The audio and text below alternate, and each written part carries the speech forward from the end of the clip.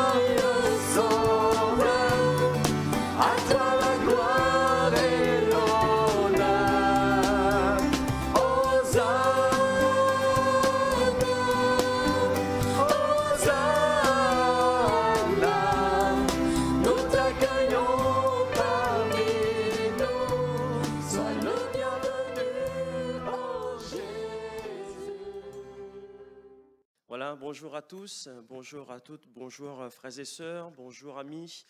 Vous qui peut-être entendez l'Évangile pour la première fois, sachez que Jésus-Christ est vivant et que Dieu vous aime car il a donné son Fils unique à la croix pour vous sauver, pour le pardon de nos péchés. Et si vous passez par une épreuve, par quelconque souci, croyez-le que Jésus-Christ peut vous donner la paix, peut vous guérir, peut vous délivrer encore ce soir.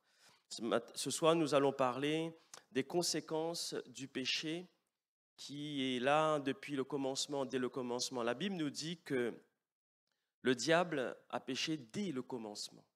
Et c'est lui-même qui est la source en fait du péché.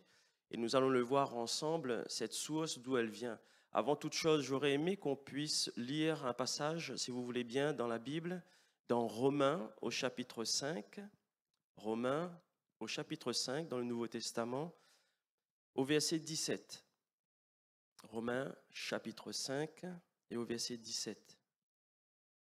Il nous était écrit « Si par l'offense d'un seul, la mort a régné par lui seul, à plus forte raison, ceux qui reçoivent l'abondance de la grâce et du don de la justice régneront-ils dans la vie par Jésus-Christ, lui seul.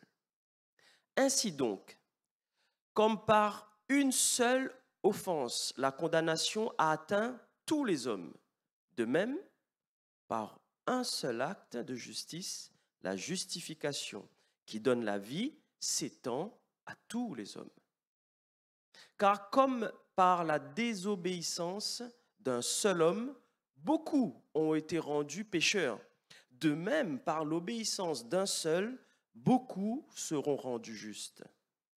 Or, la loi est intervenue pour que l'offense abonde, mais là où le péché a abondé, la grâce a surabondé, afin que, comme le péché a régné par la mort, ainsi la grâce règne par la justice pour la vie éternelle.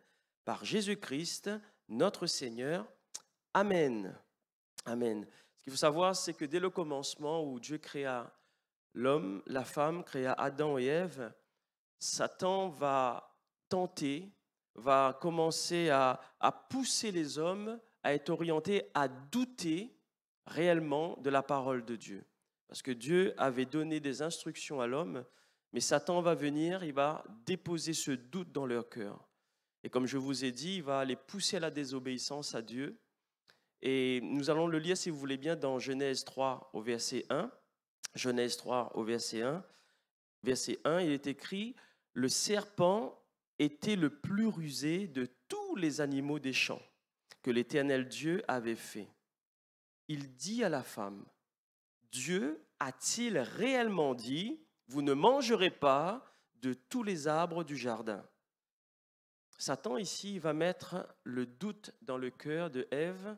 Et vous savez, le doute, c'est l'opposé de la foi.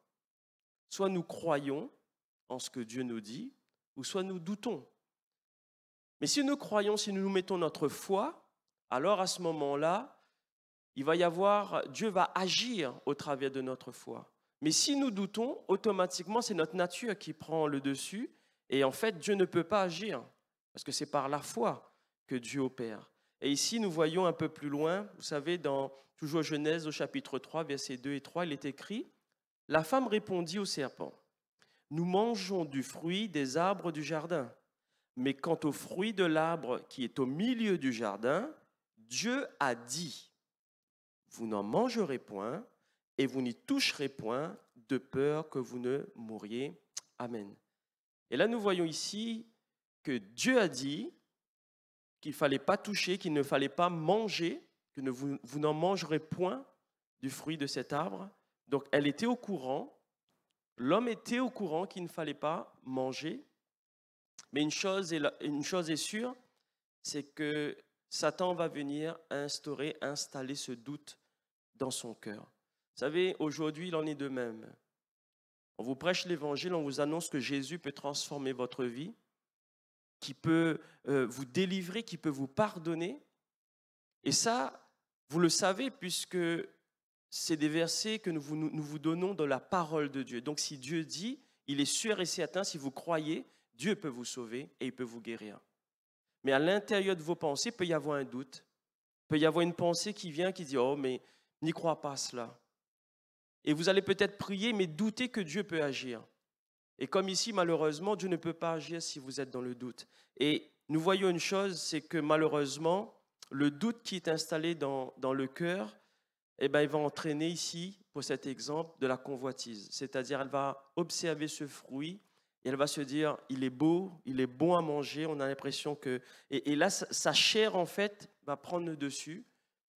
Et le problème, c'est que la convoitise va entraîner le péché et le péché va entraîner la mort. Et ce que je viens de vous dire, on va le lire ensemble, ici dans Genèse, toujours au verset 6, chapitre 3, verset 6. « La femme vit que l'arbre était bon à manger et agréable à la vue. » Vous voyez ici, nous voyons la convoitise. « Et qu'il est précieux pour ouvrir l'intelligence. Elle prit de son fruit et en mangea. » Donc la désobéissance ici, c'est qu'elle a consommé le fruit alors que Dieu avait dit non. Elle en donna aussi à son mari qui était auprès d'elle et il en mangea. Dans le Nouveau Testament, nous pouvons lire le texte, un verset de Jacques au chapitre 1, verset 15. Jacques dit ici, « Puis la convoitise, lorsqu'elle a conçu, enfante le péché. Et le péché, étant consommé, produit la mort. » Ici, l'homme a été séparé de Dieu.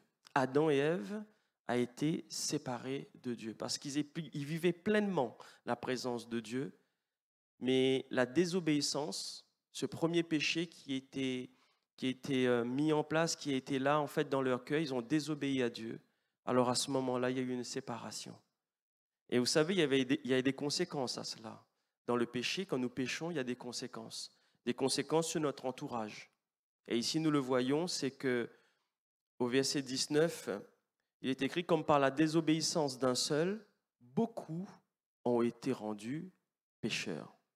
Par la désobéissance d'un seul, beaucoup ont été rendus pécheurs. La désobéissance, ici, au commencement avec Adam et Ève, va entraîner à ce que le péché soit répandu, la mort soit répandue sur tous les hommes. Toute la génération d'Adam, tous les hommes, en fait, qu'on veut ou pas, nous avons en fait le péché en nous. Vous n'avez pas besoin d'apprendre à un enfant de mentir, il sait très bien le faire tout seul, sans qu'on lui apprenne en fait. Et donc ça voudrait dire dès notre plus jeune âge, c'est comme cela. Romains au chapitre 5, verset 12, il est écrit, mais c'est pourquoi, nous l'avons lu tout à l'heure, c'est pourquoi, comme par un seul homme, le péché est entré dans le monde, et par le péché, la mort. Et qu'ainsi la mort s'est étendue sur tous les hommes, parce que tous ont péché. Tous ont péché. Et vous savez, aujourd'hui, le problème du péché, c'est que si nous ne demandons pas pardon au Seigneur, si nous ne passons pas par la repentance, si nous ne demandons pas au Seigneur, vraiment Seigneur, viens dans ma vie, pardonne-moi pour tous mes péchés, afin que le Seigneur puisse transformer votre vie, puisse vous donner la guérison, puisse vous donner la restauration, puisse vraiment vous emmener à être une bénédiction autour de vous, à ce moment-là, ça va être compliqué, à ce que le Seigneur ne pourra pas agir. Et il est écrit dans Romains 3, 23, car tous ont péché et sont privés de la gloire de Dieu. Le péché nous prive de la gloire de Dieu. Seul Jésus peut nous délivrer du péché. Seul Jésus peut nous sauver ce soir. Seul Jésus peut nous libérer de toute condamnation. Et comme je vous ai dit, le péché, il est en nous dès notre naissance. Mais une seule personne peut nous sauver de cette situation. Une seule personne peut te sauver dans tes problèmes, dans ton couple, dans ta famille, dans ton travail, peut-être dans ton cœur, une restauration, une guérison, une paix dont tu as besoin. Une seule personne peut le faire. C'est Jésus-Christ seul qui peut le faire. Hébreux, au chapitre 7, au verset 25, il est écrit, c'est aussi pour cela qu'il peut sauver parfaitement ceux qui s'approchent de Dieu par lui, étant toujours vivant pour intercéder en leur faveur. Amen. Jésus peut te sauver. Jésus veut te fortifier ce soir, mon frère, ma sœur. Il peut te délivrer, mon ami, de tout péché. Est-ce que nous croyons que Jésus-Christ est le Fils de Dieu? Est-ce que nous croyons que, même, vous savez, dans les livres d'histoire, pour ceux qui ont été à l'école, on a vu ça dans les livres d'histoire, même sur les frises, c'est écrit 200 ans, 300 ans avant Jésus-Christ ou après Jésus-Christ. Donc Jésus-Christ a été reconnu par les hommes comme présent, comme vivant sur cette terre. Et moi, j'aimerais vous donner ici ce soir un message, c'est que Jésus-Christ, non seulement il est venu sur cette terre, non seulement il était mort à la croix, mais bien plus, il est ressuscité et il est vivant. Et il intercède pour nous, c'est ce que nous avons lu. Mais ce que je sais, c'est que, mon ami, Jésus veut entrer dans ta vie. Il veut transformer ta vie. Il est là où tu es, Jésus est présent. Par son esprit, il est présent. Tu as juste à dire, Seigneur, Jésus, viens dans ma vie. Je t'accepte comme mon sauveur personnel. Et la Bible nous dit dans Jean chapitre 8, verset 36, Si donc le Fils vous affranchit, vous serez réellement libre. C'est ce qui est écrit dans la parole de Dieu. Si donc le Fils vous affranchit, vous serez réellement libre. Alors accepte le Fils de Dieu, accepte Jésus dans ta vie. Jésus seul peut rétablir votre couple. Jésus seul peut rétablir cette liaison qui était peut-être cassée, qui était brisée dans votre famille. Jésus seul peut t'aider dans tes problèmes, dans ton travail. Mais d'abord, une chose que Jésus veut, il veut te réconcilier avec le Père. Il veut te pardonner de tous tes péchés, de toutes tes culpabilités. Il veut te restaurer ce soir. Il veut guérir ton cœur qui est brisé. Tu te sens peut-être comme malheureux et triste. Jésus veut d'abord guérir ton cœur. Il veut te pardonner, il veut te restaurer. Et vous allez voir ensuite, il va agir dans votre entourage.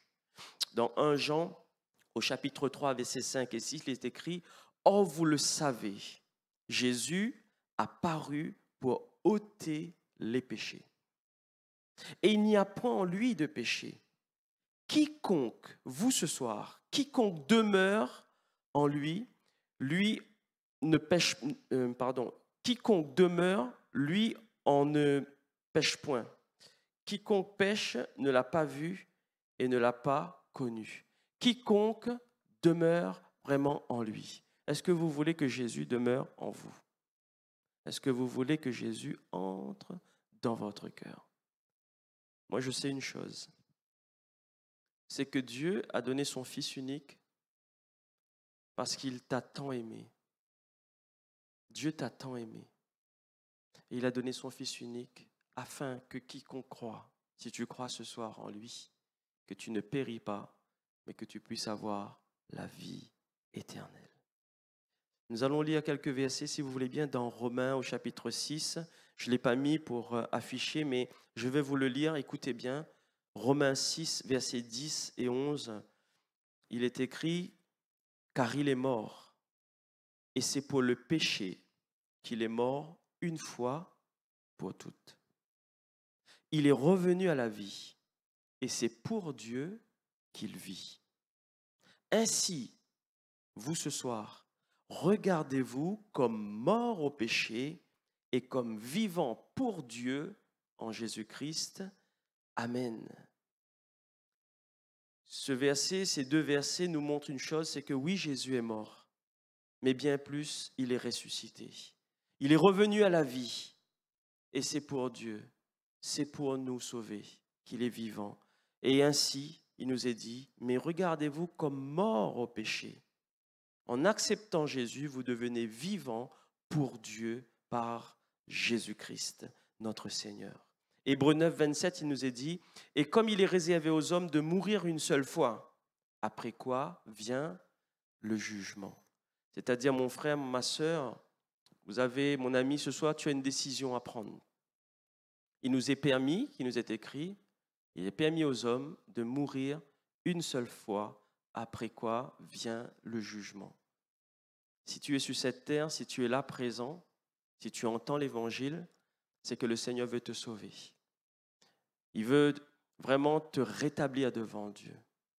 Et n'oublions pas, comme ce verset nous rappelle, nous avons droit à une seule mort. C'est-à-dire que là, nous avons une décision à prendre. Nous ne savons pas quand est-ce que le Seigneur reviendra. Et nous ne savons pas si nous serons là encore demain matin. Mais nous avons une décision importante à prendre. Les conséquences de la mort et de la résurrection de Jésus-Christ, elle est pour toi ce soir. Elle est pour moi. Oui, Jésus est mort. Oui, Jésus est ressuscité. Mais la mort et la résurrection de Christ va nous donner à être non seulement rétablis, mais être vivants pour l'éternité. Et ici, je vais vous lire un verset, c'est Romains 6, 9. Il est écrit « Sachant que Christ, ressuscité des morts, ne meurt plus. La mort n'a plus de pouvoir sur lui. » Ça fait du bien d'entendre ce verset. Car il est mort, et c'est pour le péché qu'il est mort. Et au verset 9, il nous est dit, sachant que Christ est ressuscité des morts, et il ne meurt plus. plus. La mort n'a plus de pouvoir sur lui. Si la mort n'a plus de pouvoir sur lui et qu'il vit en moi, ça voudrait dire que vous et moi, qui avons accepté Jésus-Christ comme sauveur, nous aussi, nous serons ressuscités avec lui. Jésus est le seul espoir pour tous les hommes, pour ceux qui se sentent perdus. La Bible nous dit qu'il n'y a de salut en aucun autre si ce n'est qu'en Jésus. Romains chapitre 5, verset 17, il est écrit « Si par l'offense d'un seul, la mort a régné par lui seul, à plus forte raison, ceux qui reçoivent l'abondance de la grâce et du don de la justice régneront-ils dans la vie par Jésus-Christ, lui seul. Aussi bien le péché est arrivé par les hommes, par Adam et Ève, aussi bien Jésus est venu pour nous donner la vie et pour nous donner aussi la vie pour l'éternité. Et il est venu pour nous rendre justes devant Dieu. Vous savez, au verset 19 du texte que nous avons lu, Romains 5, 19, il est écrit « Car comme par la désobéissance d'un seul homme, beaucoup ont été rendus pécheurs. De même, par l'obéissance d'un seul, c'est-à-dire Jésus-Christ, beaucoup seront rendus justes. Amen. » Je le répète, seul Jésus peut te sauver ce soir. Seul Jésus peut te justifier ce soir. Seul Jésus peut te pardonner et te ramener à la vie. Dans Jean 14, 6, il est écrit, Jésus lui dit, « Je suis le chemin, la vérité et la vie, et nul ne vient au Père que par moi. » Je suis le chemin. Jésus seul est le chemin qui nous mène au Père et qui nous rétablit devant Dieu et qui fait de nous le fait d'être enfants de Dieu, qui fait de nous des enfants de Dieu. Par la résurrection de Jésus-Christ, nous revivrons en lui. 1 Corinthiens 15, 21 nous dit « Car puisque la mort est venue par un homme, c'est aussi par un homme qu'est venue la résurrection des morts. Et comme tous meurent en Adam, de même aussi tous revivront en Christ. Amen. » Tous meurent en Adam à cause du péché. De même aussi, tous revivront en Christ à cause de sa résurrection. Amen. Le verset 20 de Romains 5, verset 20 est écrit « Or, la loi est intervenue pour que l'offense abondât. Mais là où le péché a abondé, la grâce a surabondé. Amen. » Et nous sommes dans la joie de savoir que Jésus est notre Sauveur. Nous sommes dans la joie de savoir que nos péchés sont pardonnés. Nous sommes dans la joie de savoir que nous n'avons plus à douter de la parole de Dieu. Si je crois en sa parole, alors à ce moment-là, le Seigneur va agir, puisque Jésus est en moi et il est avec moi. 1 Timothée, chapitre 1, au verset 14, il est écrit « Et la grâce de notre Seigneur a surabondé avec la foi et la charité ou l'amour qui est en Jésus-Christ. Amen. » Mon frère, ma sœur, peut-être que ce soir, mon ami, tu te sens peut-être fatigué. Fatigué peut-être par tes soucis, par tes épreuves. Tu te sens peut-être seul, perdu. J'aimerais te dire une chose. Jésus-Christ est venu te chercher et te sauver. Et ce qui me dit cela, c'est Jean 14, 6. Il est écrit « Car le Fils de l'homme est venu chercher et sauver ce qui était perdu. » C'est pour toi que Jésus est mort à la croix. C'est pour toi que Jésus est ressuscité. Et dans cette situation dans laquelle tu es, le Seigneur te demande de lui faire confiance. Le Seigneur te demande de mettre ta foi vraiment en avant et de demander au Seigneur de venir te sortir de cette situation. Jésus a donné sa vie pour toi à la croix, mon ami, afin de te libérer de tout péché, de toute culpabilité. Et il veut te rendre libre par sa résurrection. Jean chapitre 8, verset 12, il nous est écrit, Jésus leur parla de nouveau et dit, « Je suis la lumière du monde. » Jésus seul est la lumière. « Celui ou celle qui me suit ne marchera pas dans les ténèbres, mais il aura la lumière de la vie. » Amen. Celui ou celle qui me suit. Veux-tu suivre Jésus? peux-tu ce soir l'accepter? Celui qui me suit, Jésus dira, ne marchera pas dans les ténèbres, mais il aura la lumière de la vie. Le Seigneur est là, dans le lieu où tu te trouves. La grâce est offerte par la mort et la résurrection de Jésus-Christ. Est-ce que tu crois? Réponds là où tu es dans ton cœur. Est-ce que tu crois que Jésus est vivant? Est-ce que tu crois que Jésus est présent là autour de toi? Alors ce verset, il est pour toi ce soir. Apocalypse 3, 20, il nous est écrit, « Voici, je me tiens à la porte et je frappe. » Jésus est là, dans ce lieu, et il frappe. Et il dit, « Et si quelqu'un entend ma voix et ouvre la porte, j'entrerai chez lui, je souperai avec lui et lui avec moi. Amen. » Moi, je crois qu'il va te remplir de son amour. Jésus va te remplir de sa paix. Jésus va te restaurer à l'instant même où tu es. Mais honnêtement, devant Dieu, êtes-vous sûr d'être heureux ce soir? Êtes-vous sûr réellement d'être heureux, d'être heureuse ce soir? As-tu comme un vide dans ton cœur? Peut-être que tu te dis, cette situation a assez duré. J'ai besoin d'un amour qui surpasse mon entendement. Jésus peut te donner son amour. Un amour qui est incomparable. Un amour qui n'est pas mesurable. Tu as besoin peut-être d'être restauré. Tu as besoin d'être sauvé. Jésus est là et il te dit, je suis à la porte et je frappe. Alors ouvre la porte de ton cœur. Ouvre la porte de ton cœur et il rentrera et tout deviendra possible dans ta vie. Luc 18, 27 me dit, Jésus répondit, ce qui est impossible aux hommes est possible à Dieu. Ce qui est impossible aux hommes. Vous avez essayé peut-être à plusieurs fois, essayer de trouver des solutions, à essayer de vous en sortir. Et à chaque fois, les mêmes choses se répètent. Et ce soir, Jésus te dit, si tu ouvres la porte de ton cœur, je vais entrer. Et tout deviendra possible. Si aux hommes cela est impossible, à Dieu, tout est possible. Et cette situation, vous savez, elle est là depuis le commencement, c'est-à-dire que la culpabilité, etc., le péché, le désespoir, c'est à cause justement du premier homme, à cause du péché qui est entré. Il est écrit dans Romains 6, 23, car le salaire du péché, c'est la mort. Mais j'aimerais vous donner une bonne nouvelle ce soir, mais le don gratuit de Dieu, c'est la vie éternelle en Jésus-Christ, notre Seigneur. Alors j'ai envie de te dire ce soir, lève-toi et accepte que Jésus te sauve. Lève-toi ce soir et accepte que Jésus puisse te restaurer, te rétablir et que toute chose puisse vraiment être transformée dans ta vie. Que tu puisses dire, les choses anciennes sont passées, voici toutes choses deviennent nouvelles.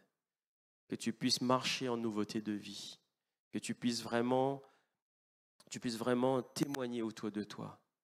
Moi, je crois que si nous demandons, si nous prions, mon ami, si tu pries ce soir, simplement, courtement, tu dis, Seigneur Jésus, je suis vraiment au plus bas, j'ai du mal, je n'arrive pas à m'en sortir. J'ai essayé plusieurs fois d'arrêter de pécher, je n'y arrive pas.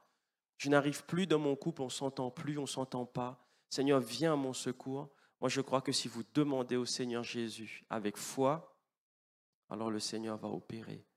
Ce n'est pas moi qui le dis, c'est la parole de Dieu. Et nous le trouvons dans Matthieu chapitre 21, verset 22. Et il est écrit, tout ce que vous demanderez avec foi par la prière, vous le recevrez. Amen. Alors prions ce soir. Mon frère, ma sœur, prie. Demande au Seigneur vraiment d'agir dans ta vie. Mon ami, toi qui entends l'évangile pour la première fois, tu as eu une vie sans Jésus avant et je t'invite à accepter Jésus dans ta vie. De dire, Seigneur, je ne te connais pas, Jésus, je ne te connais pas, mais je veux juste obéir à ce que ta parole nous dit, c'est-à-dire de croire en toi. Alors je veux croire que tu peux transformer ma vie et que tu peux vraiment me sauver de cette situation, alors moi je crois que vous allez vraiment être transformés là où vous êtes, parce que Jésus-Christ est vivant et il est présent et il nous donne la vie pour l'éternité. Je vais prier avec vous. Seigneur, je veux te dire merci pour ta parole. Ce que je sais, c'est qu'une seule parole de toi transforme une vie. Ce que je sais, Seigneur, c'est que tu nous aimes, puisque tu es venu sur cette terre par amour pour nous, parce que tu es monté à la croix par amour pour chacun d'entre nous, parce qu'à la croix, tu nous as pardonné, parce que tu nous aimais. Et Seigneur, tu es ressuscité, tu es vivant. Et comme tu le dis, ta parole, Seigneur, c'est vrai, tu dis, je suis à la porte et je frappe. Alors Seigneur, que mes amis, que mes frères et sœurs puissent te laisser toute la place dans leur vie, afin que tu puisses agir. Seigneur, que tu puisses sauver, que tu puisses restaurer, que tu puisses guérir celui qui est malade. Seigneur, ce que nous voulons, ce n'est pas, Seigneur, d'être bien pour nous-mêmes, mais ce que nous voulons, c'est témoigner, c'est vrai que tu es vivant. Seigneur, que chaque personne qui entend l'Évangile et qui t'accepte ce soir comme sauveur personnel puisse vraiment, Seigneur, t'accepter, mais qui puisse témoigner que tu es vivant et que leurs vies ont été transformées. Seigneur, je te remercie parce que, Seigneur, tu opères, parce que, Seigneur, tu réponds aux prières, parce que, Seigneur, le temps des miracles n'est pas passé. Et moi, je crois que ce soir, tu opères encore, Seigneur. Que ton nom soit béni, que tu puisses te glorifier encore, Jésus-Christ, dans cette soirée. Amen.